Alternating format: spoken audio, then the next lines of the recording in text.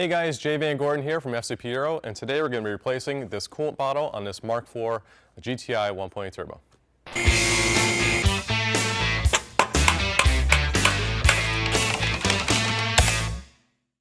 So the essential information in this video can be applied to not only the 1.8 turbo, but all Mk4 vehicles, Golf, GTI, and Jetta. So we're going to be replacing the coolant reservoir, the cap, some new coolant, and we're going to also show you how to bleed the system. Some of the tools you're going to need for this job include a Phillips head screwdriver, hose clamp pliers, and if you're going to vacuum fill the system, you're going to need a coolant vacuum filler. All right, so with that said, let's get started. So I'm actually in the middle of a thermostat DIY in this car, and we thought it wouldn't be a bad idea to replace the expansion tank as well, not because it's actually leaking or anything, but just because of the discoloration. So you can go about this two ways. You can either just drain as much coolant out of here as you can, just take the cap out, use a syringe, suck out as much as you can, and then, there's always going to be some coolant in the line, so use like a nice microfiber or something like that, just to collect any coolant that may spill over when you disconnect this. But since we're doing the other DIY of the thermostat, I went and drained the coolant already, so I'm going to go ahead and show you how to drain the coolant from underneath the vehicle now. All right, so we're under the car. We're going to twist the drain cock here to the left and drain the coolant. Make sure you have a bucket underneath to catch. All right, so you're going to let the remaining coolant drain out, and once it's drained out, go ahead and twist the drain cock back to tighten. All right, now that we drain the coolant, obviously take off your expansion tank cap. Very simple. Remove the hose clamp here, overflow hose.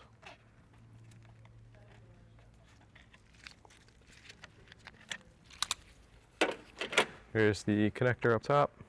How these connectors work: push down, and then push down on the connector button while you're still pushing down on the whole connector housing, and then go ahead and release.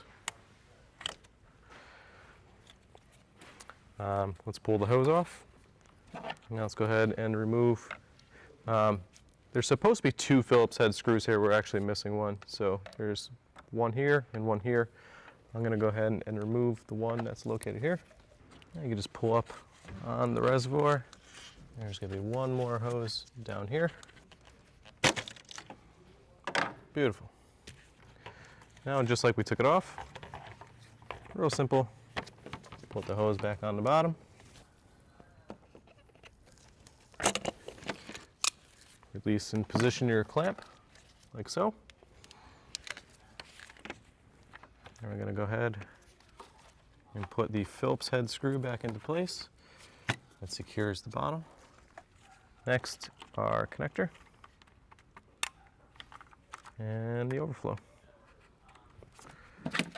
Last but not least, take your hose clamp pliers and put it into place.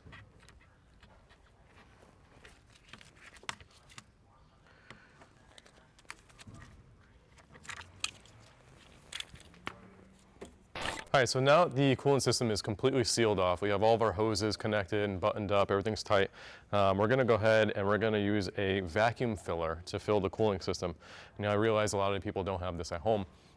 You can not use this and just fill it, the traditional way by just using a 50-50, mix of coolant and distilled water, pour it into the jug, but it may lead to some air pockets in the system.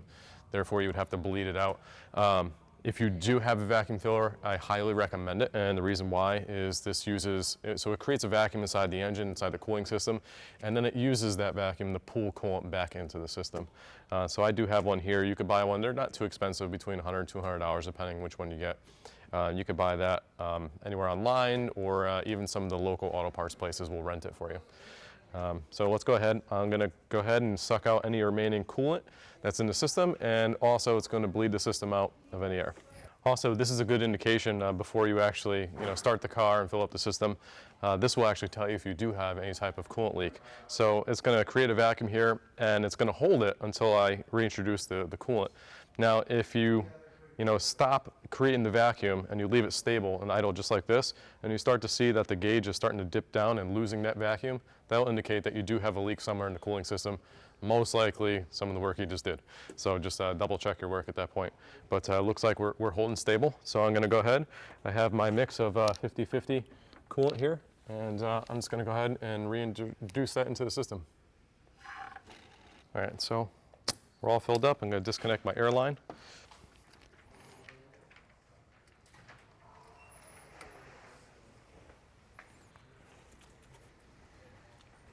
Now we're going to go ahead and install our coolant cap.